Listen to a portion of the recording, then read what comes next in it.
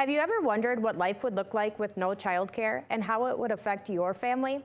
That's exactly what one local daycare is trying to get folks to think about by raising awareness for childcare's value to society.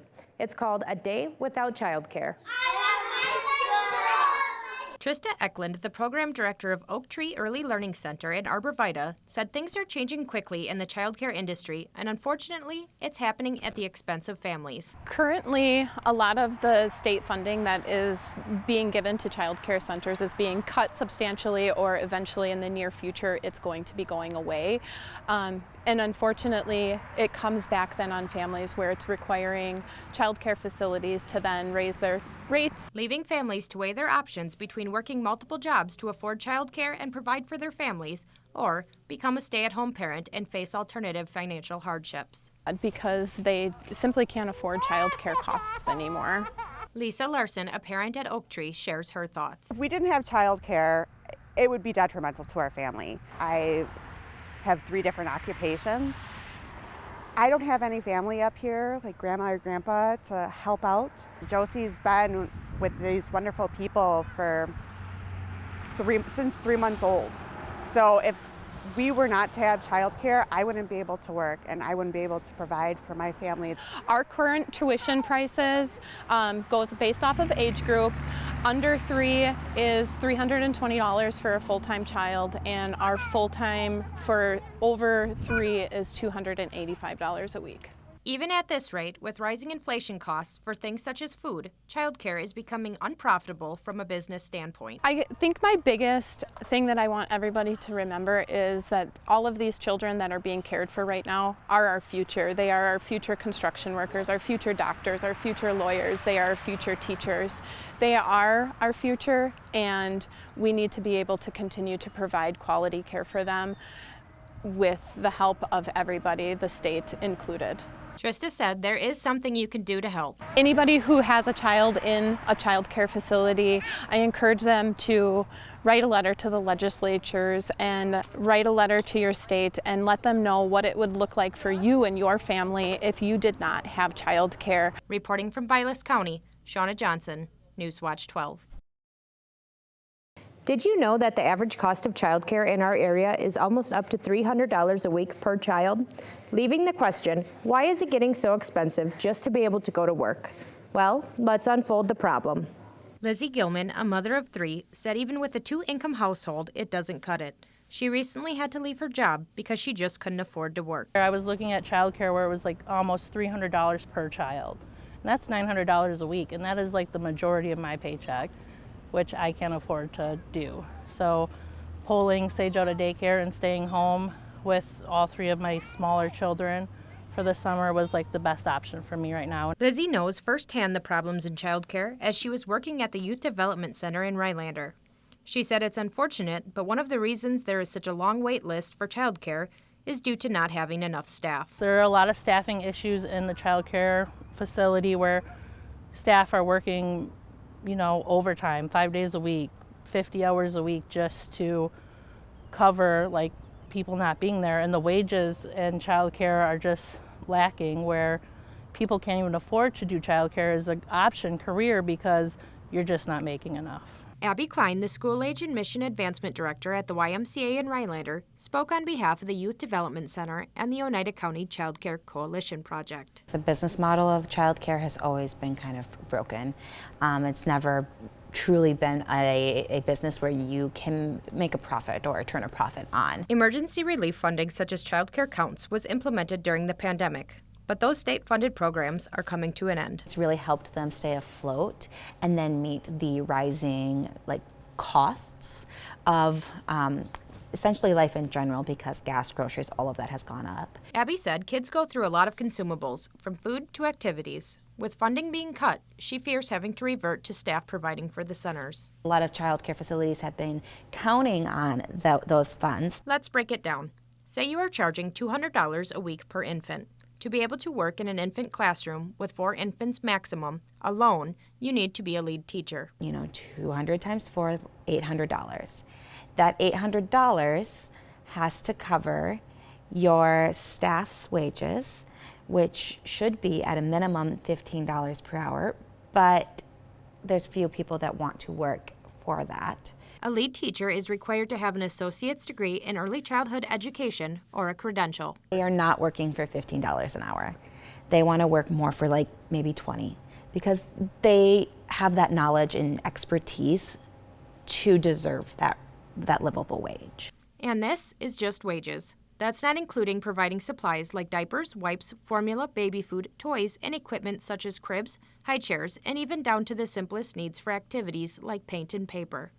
The room, the facility, to include your heat, your water, your gas, your electric, your garbage removal, or any benefits that you could provide the employee. It's all of these things that $800, if you're looking at an infant room, is not going to cover. Abby said the high turnover rate with staff comes at a large financial loss because facilities invest in employees' continued education, which is a minimum of 15 hours per calendar year to meet the qualifications.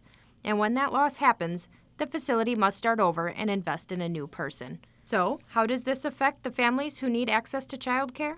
So that's the hardest part. And every single child care professional will tell you that they hate raising rates. Nobody likes doing it. Abby said it's not fair to families, but unfortunately, there isn't another option. We know that they can't necessarily afford what it is that we need them to pay in order to be able to provide high quality care. But unfortunately, it is the reality. We have to run a business. Leaving families to make those tough decisions, and also staff members to decide whether or not they can even afford to work anymore. Even if it's not directly affecting you in your life, it's probably affecting somebody that you know. And nobody has the right answer. But there's gotta be a way that we can support our early childhood or our child care programs in general, so that we're then supporting our economy, because it's not just a child care issue, it's an economic issue. Stay tuned tomorrow as we talk to the Oneida County Economic Development Corporation about the economic struggle largely affected by the rising costs and lack of childcare. What to do about the childcare crisis has been a very controversial topic in the state government. Governor Evers set aside $15 million in the state's budget to support childcare providers. However, the Republicans on the Joint Finance Committee have refused to release those funds. Mary Felskowski and fellow Republicans on the Joint Finance Committee argue that continuing childcare counts is essentially more of a temporary Band-Aid to the problem versus an overall solution. We're not going to release money for childcare counts. Senate candidate Andy Rich argues that childcare providers are already struggling. Without continued childcare counts funding, the Wisconsin childcare industry doesn't stand a chance. The Century Foundation did a report, and the economic impacts to the state are over $500 million if we don't, bolster this childcare funding and these programs go under. And childcare counts is a subsidy to existing childcare centers to try to lower the cost of childcare for the centers that already exist. But we've shown childcare counts, and what the governor is proposing does not, and I want to repeat that, Shauna, it does not create any new childcare centers. So if the goal is to increase capacity, it falls 100% short of that. You're putting so many people in a difficult situation. They barely have the money to keep the doors open now. And so if, realistically what the effects of that would be is, would you take a pay cut to do the same job? And that's kind of what they're facing, because that's where that money to pay and incentivize those employees to come in is coming from, and they can't make it without that. Felskowski said she was disappointed that Governor Evers vetoed the PALS program, as studies conducted over the last 2 years have shown that it expanded areas of growth in the child care industry. Through the PALS account that we put out there, we increased 351 slots across northern Wisconsin. So we had increased PALS by 15 million, which he vetoed. We could have a new 2,000 slots the way that it was working. Under the child care counts that the governor is proposing, we would be subsidizing daycares, and we would be subsidizing people that have their children in daycare no matter what their income is. Maybe it's 2 doctors. I would be subsidizing people that could more than afford their daycare, as well as people that were very low income. But what about that family that chooses to stay home? We're taking their tax dollars and subsidizing childcare. Without childcare counts, you are looking at 2,100 programs cut, 4,800 positions in childcare cut, and 87,000 children without childcare. So that's how much this program is affecting Wisconsin right now. Felskowski said there is such a laser focus on childcare being one of the biggest cost drivers amongst families, but it's inflation as a whole that has caused the devastation, stating they are purely consequences of decisions made by Democratic policies at the federal level under the Biden administration. So if you weren't spending 50% more on groceries, would childcare be easier to afford in your budget? I think because of all the other financial pressures, the cost of childcare is even more exasperated. I mean, look at what you're paying at the pump, look at what you're paying for your mortgage, look at what you're paying at the grocery store. So all of that added on, it's even, exasperated out the cost of childcare. Oh, absolutely, but we need childcare to Correct. work. We can't pay for any of the rest of those costs, and I think that that's really why it's so highlighted right now, is because it is hard in general to make ends meet for families, and childcare is the only stepping stone kind of in between.